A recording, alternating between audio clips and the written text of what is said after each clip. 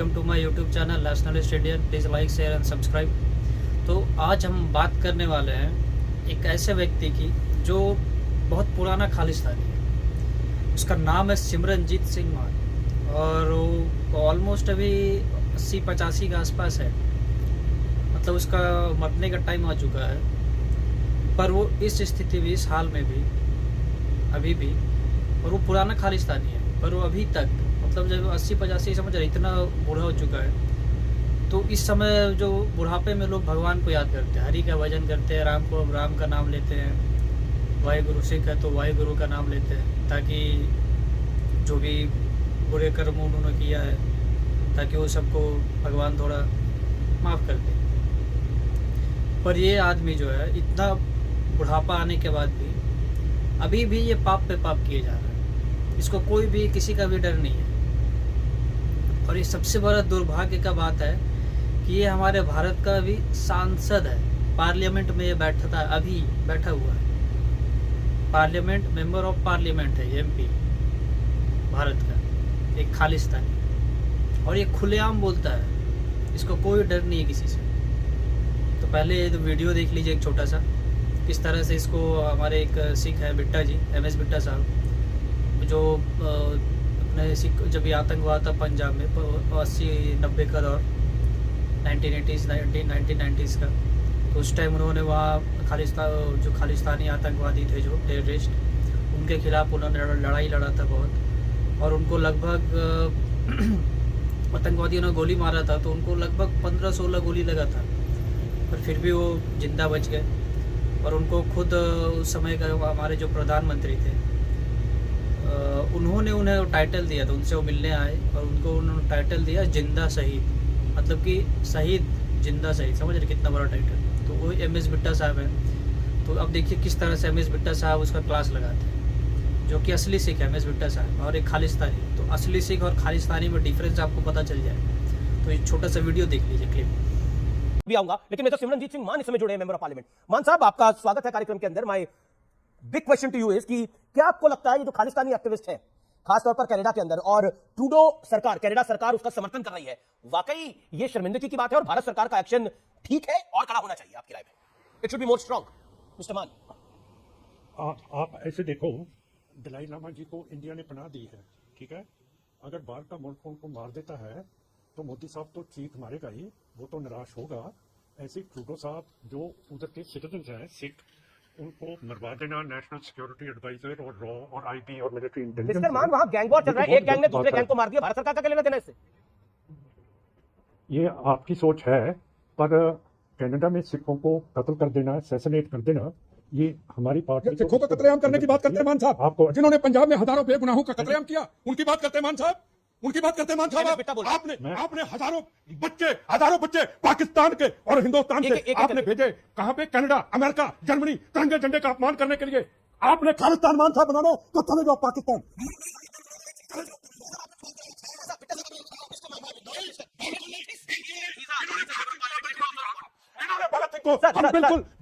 बिल्कुल बोलने की इजाजत नहीं। इन्होंने भगत सिंह को आपने अपना वक्तव्य को रखा, आपका सम्मान है mister Bitta, you made your point. PCR बेगुनाहों के कातिल, खालिस्तान ओके, होल्ड ऑन। बिल्कुल नहीं।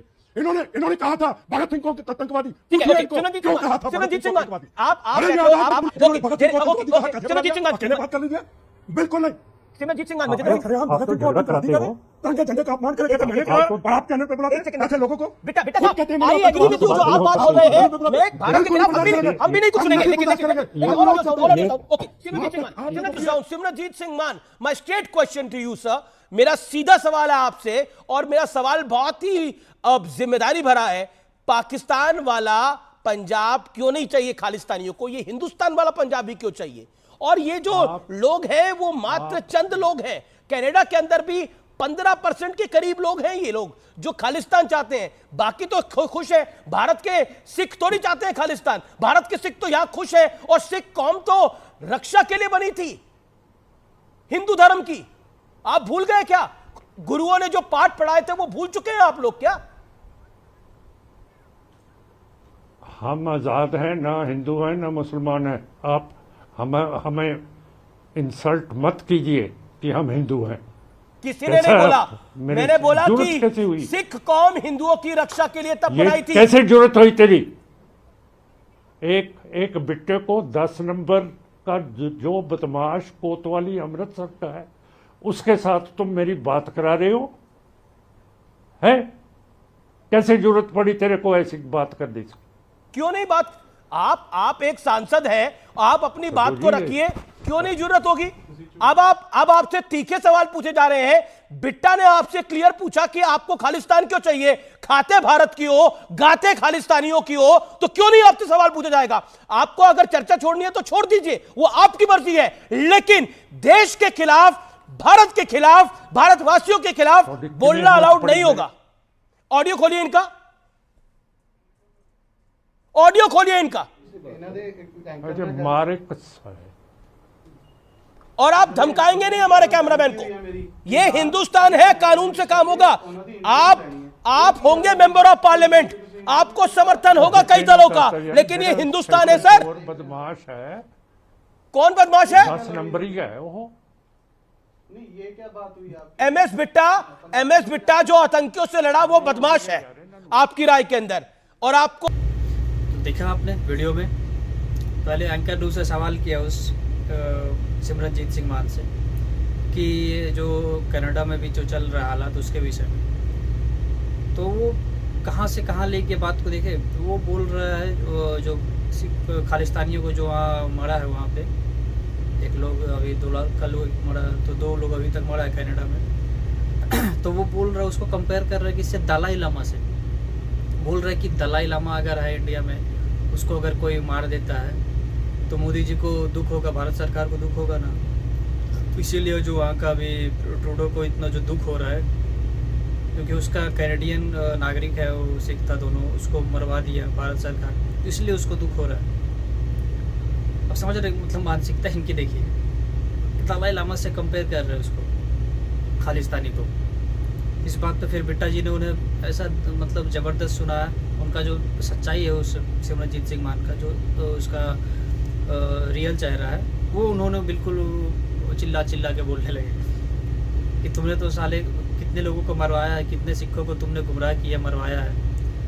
मैं आपको डिटेल में इसका बताता हूँ क्या है सिमरनजीत सिंह मान। असल में ये बंदा ये है ना, आपने कुछ 1-1.5 साल पहले, 2 साल पहले सुना होगा, जब ये किसान आंदोलन चल रहा था, तो उस समय एक आपने सुना होगा कि एक नेता ने बोला है कि भगत सिंह आतंकवादी था।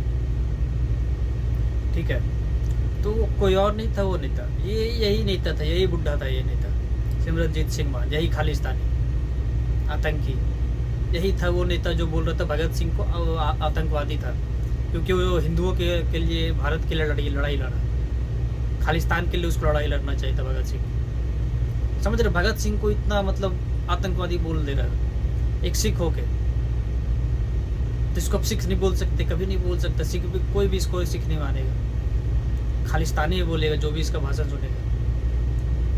ठीक है, और एक 2-3 दिन पहले इसने एक वीडियो, इसका क्लिप आया है, उसमें ये कबूल कर रहा है कि आपको देखिए, मैंने पिछले वीडियो में बताया था कि खालिस्तानी लोग जो अधिकतर वो लोग इंडिया में क्राइम करते हैं, मतलब वो सभी, मतलब वो सब उस टाइप के, मतलब जो क्रिमिनल लोग हैं ना, क्रिमिनल सभी जो इंडिया में क्राइम किया हुआ है और उसको बचना है यहाँ से, सर यहाँ का सरकार से, सज़ा से, तो कनाडा जाएगा। कनाडा क्या बोल के?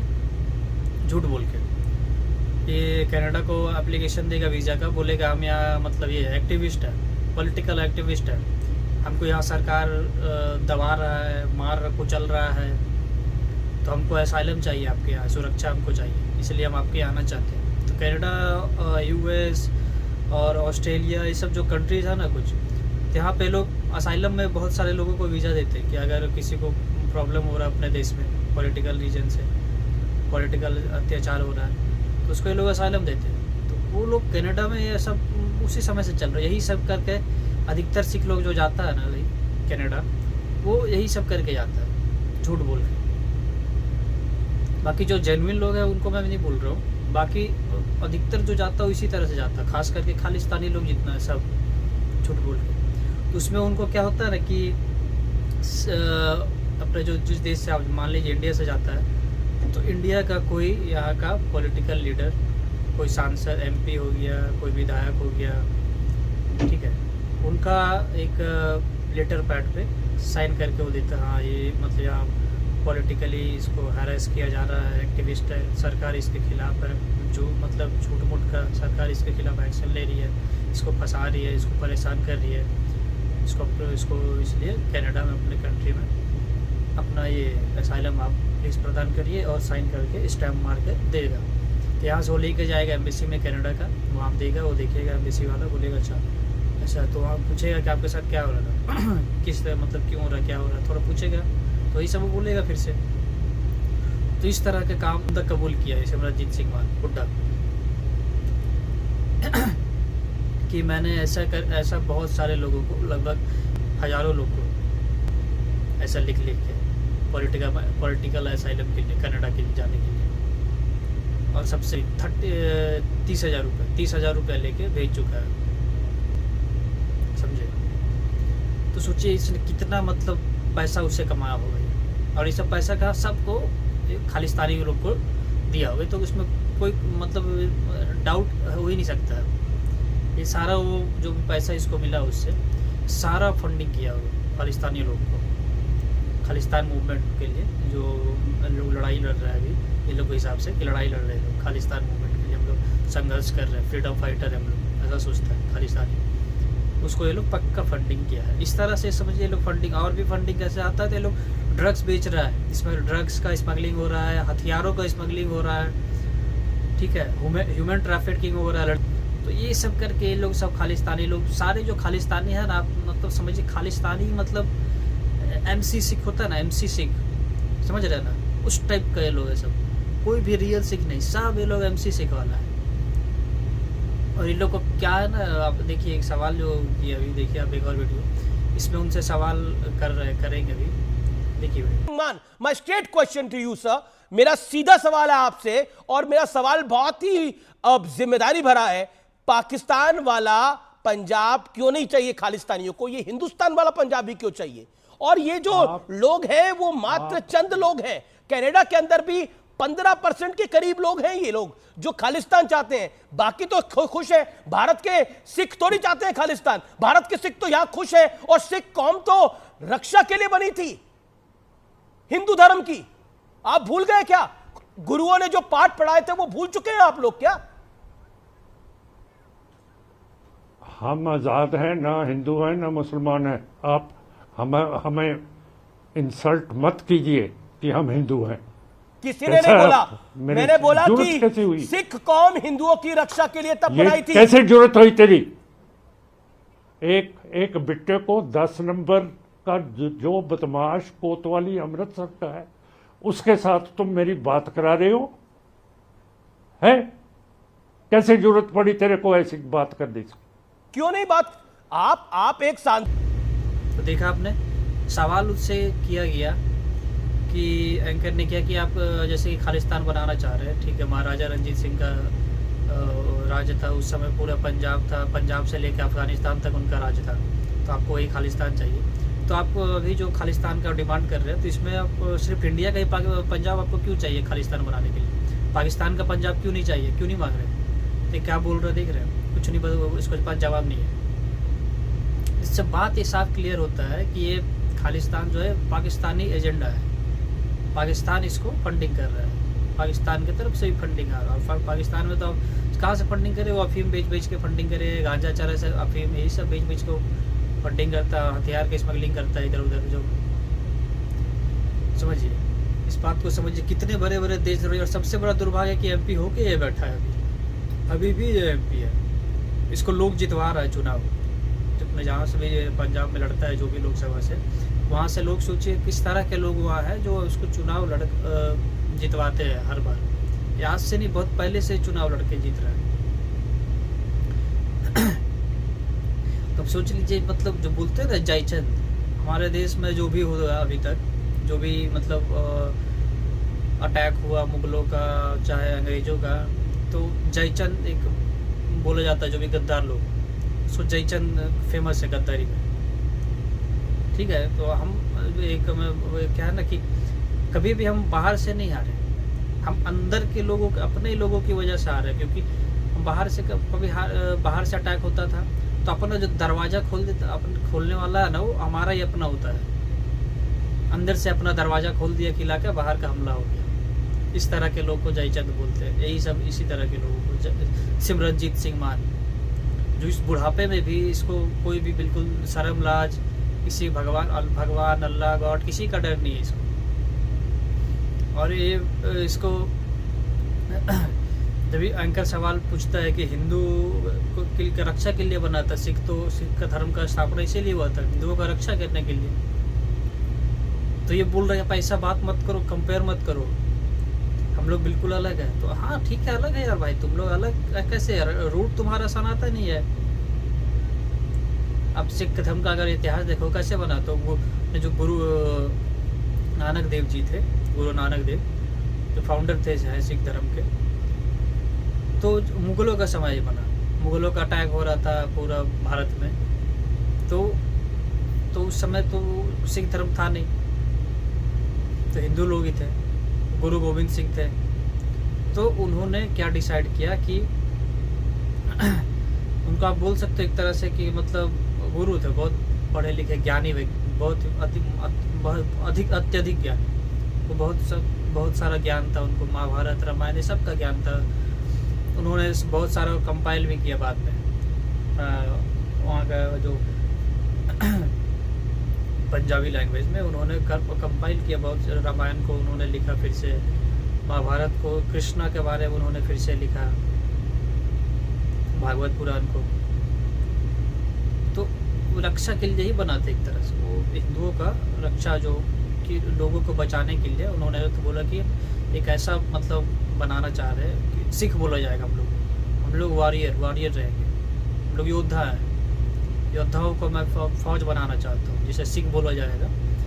तो सबसे पहले पंच प्यारे जिनको बोला जाता है, उन लोग 5 आए थे अलग अलग, एक उड़ीसा से, एक आंध्रा से, पंजाब से बस एक ही आदमी था पंच प्यारे में जो उनके साथ आया था, बाकी सब एक उड़ीसा, एक आंध्रा, एक ऐसे करके सब अलग 3-4 जगह से थे, और एक पंजाब का था।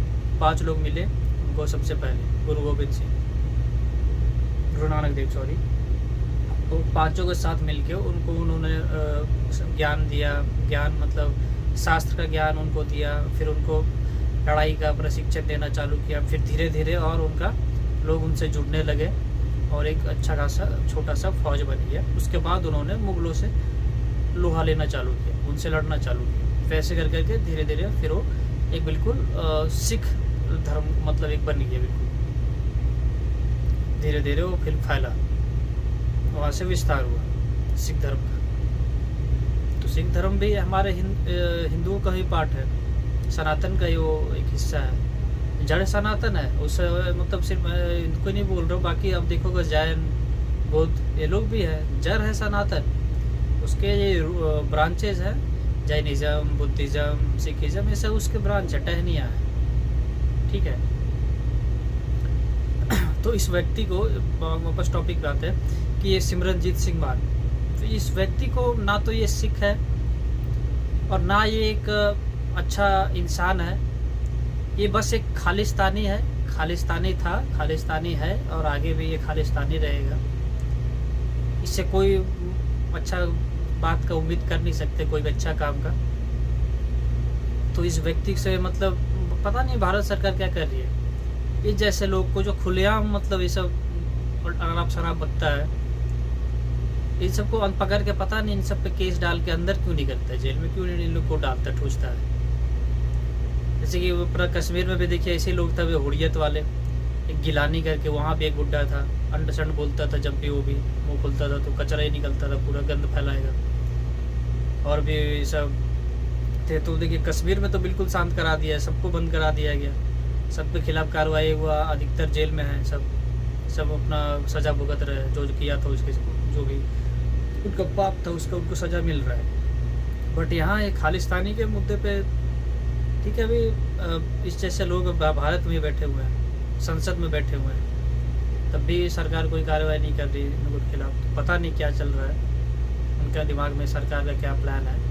बाकी सरकार जो अब तक किया है उन्होंने बिल्कुल ठीक किया है, कि कनाडा बहुत ही मतलब अकड़ दिखा रहा था, ये वो करके सोचा उन्होंने कि ऐसा करके प्रेशर डाल देंगे इंडिया पे, ऐसा भाषण देके ऐसा उन पे आरोप लगा के कि हमारे सिटीजन को मार रहा है। बट उन्हें तो मतलब वो समझा उन्हें पहले का भारत है, बट भारत बिल्कुल चेंज हो गया। उनको पाकिस्तान से एक बार पूछना चाहिए था, उसके बाद ये सब करना चाहिए था।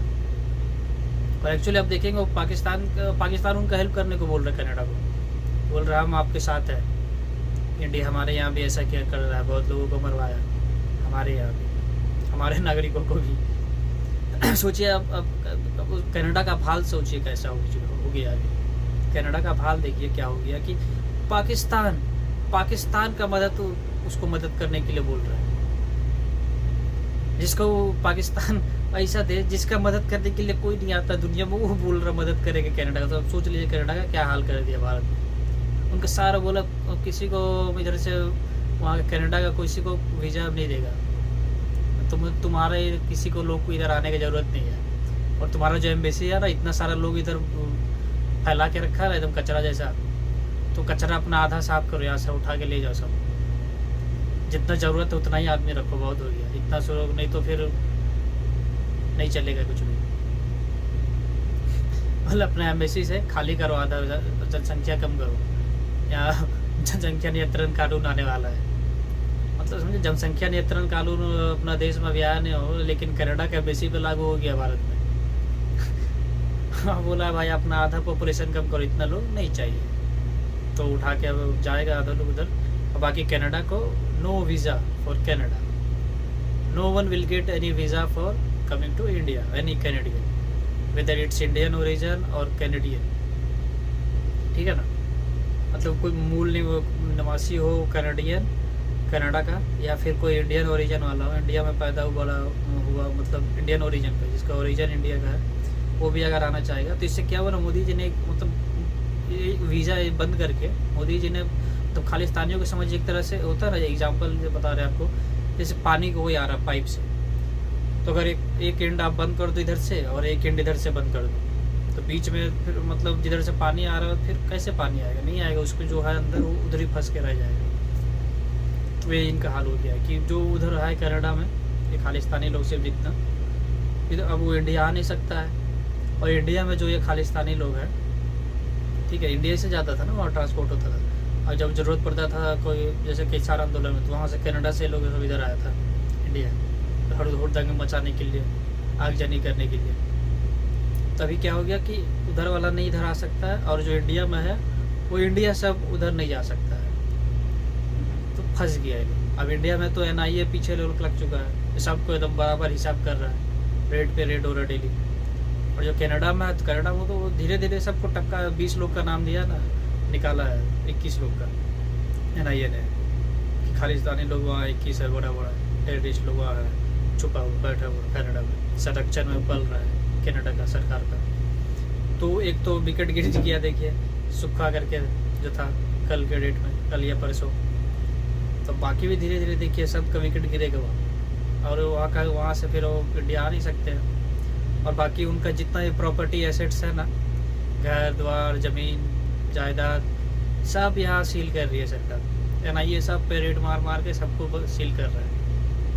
ये लोग को तो भी औकात पता चल जाएगा, ये सिमरनजीत सिंह मान और ये लोग को जितना है ना खालिस्तानी, इन लोग सबको औकात पता चलेगा बहुत जल्दी।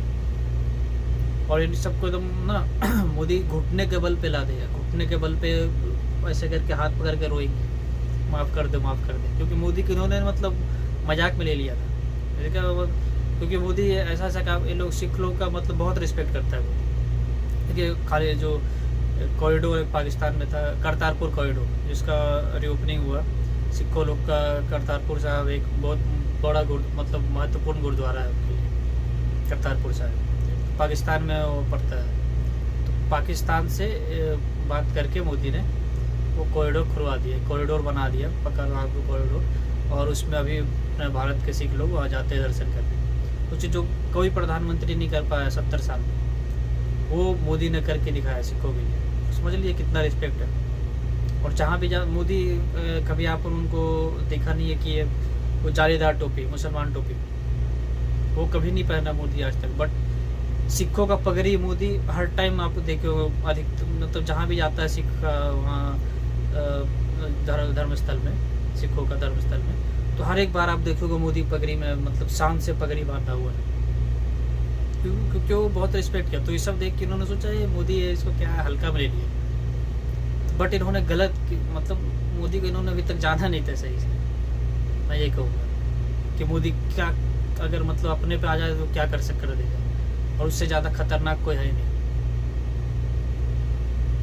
और वो क्या कर सकता है, क्या कहाँ तक वो ले जा सकता है, उसका फिर कोई अनुमान नहीं लगा सकता है। तो ये अभी मोदी का वो रूप को देख रहे हैं, और अभी तो ये बस स्टार्ट हुआ है। अभी देखिए आगे आगे होता है क्या। देखिए अभी मोदी इन सबसे ना नाक रगड़वाएगा, आखिर में इनके लिए वही उपाय रहेगा, हाथ जोड़ेंगे, माँ बाप माफ़ कर दो, अब से नहीं होगा। ठीक है, धन्यवाद, जय श्री राम, और उम्मीद करता हूँ आपका दिन शुभ रहे। बहुत बहुत धन्यवाद।